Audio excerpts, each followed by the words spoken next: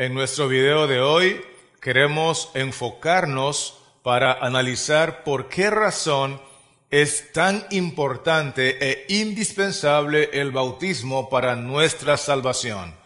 Le animo a mantenerse conectado en nuestro programa Dios lo dice y yo lo creo, porque regreso pronto con la respuesta.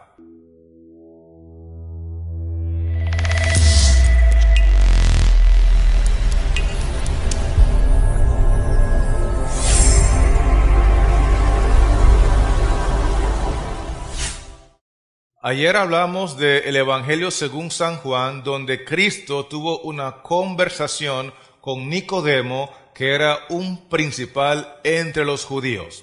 Hoy quiero retomar ese mismo relato, pero voy a leer únicamente el versículo 6 que se encuentra en San Juan capítulo 3. Dice así: lo que es nacido de la carne, carne es, y lo que es nacido del Espíritu, Espíritu es.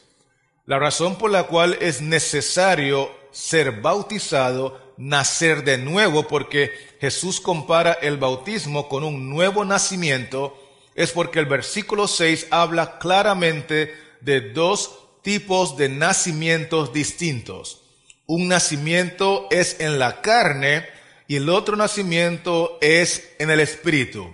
Cuando nacemos de nuestra madre, cuando nacemos en este mundo de carne y hueso, somos carnales. Obviamente, ese nacimiento es para perdición. Pero cuando nacemos del agua y del Espíritu, de acuerdo al versículo 5, ese nacimiento es espiritual y bendito sea el Señor, ese es para salvación. ¿Me estoy explicando? Con eso en mente, acompáñame ahora a Romanos, el capítulo 8, para leer lo que dice el versículo 5 y 6 en el contexto del nacimiento de la carne. Dice así: porque los que son de la carne piensan en las cosas de la carne, pero los que son del Espíritu en las cosas del Espíritu. Otra vez vemos que se habla de dos tipos de nacimiento, dos tipos de naturaleza, la carnal y la espiritual. Verso 6: porque el ocuparse de la carne es muerte, pero el ocuparse del Espíritu es vida y paz. En el momento que nace una persona en este mundo, en la carne, nace para morir, porque todos somos pecadores aún de nacimiento.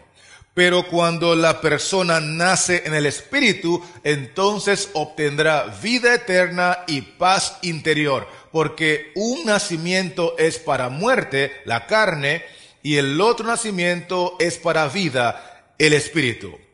Vamos a ver ahora que en el texto 7 y 8 el apóstol agrega otro detalle interesante en el contexto del nacimiento de la carne. Dice así: por cuanto los designios de la carne son enemistad contra Dios, porque no se sujetan a la ley de Dios, ni tampoco pueden. Y los que viven según la carne no pueden agradar a Dios. Vea qué interesante estos dos textos para que entendamos que cuando nacemos en la carne no podemos agradar a Dios.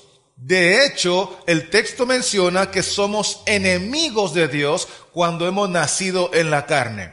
Incluyendo la última parte del verso 8, el texto nos enfatiza que no podemos sujetarnos a la ley de Dios cuando nacemos en la carne, y tampoco lo lograremos a pesar de que lo queramos, porque la carne es enemistad contra Dios, es enemistad contra el Espíritu. Por lo tanto, si queremos agradar a Dios, si queremos obedecer la ley de Dios, si queremos vivir en armonía con la palabra de Dios, es necesario nacer en el Espíritu.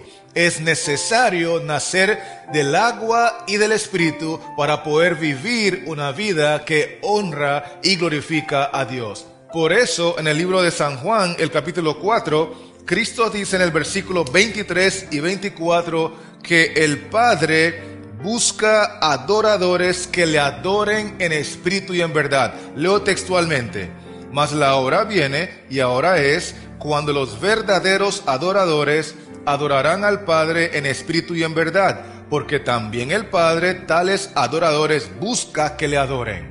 Dios es espíritu, y los que le adoran en espíritu y en verdad es necesario que adoren. El tipo de adorador que busca al Padre es el adorador espiritual. El carnal, el Padre no lo acepta. Pero para ser un adorador espiritual es necesario e indispensable nacer del agua y del Espíritu a través del bautismo.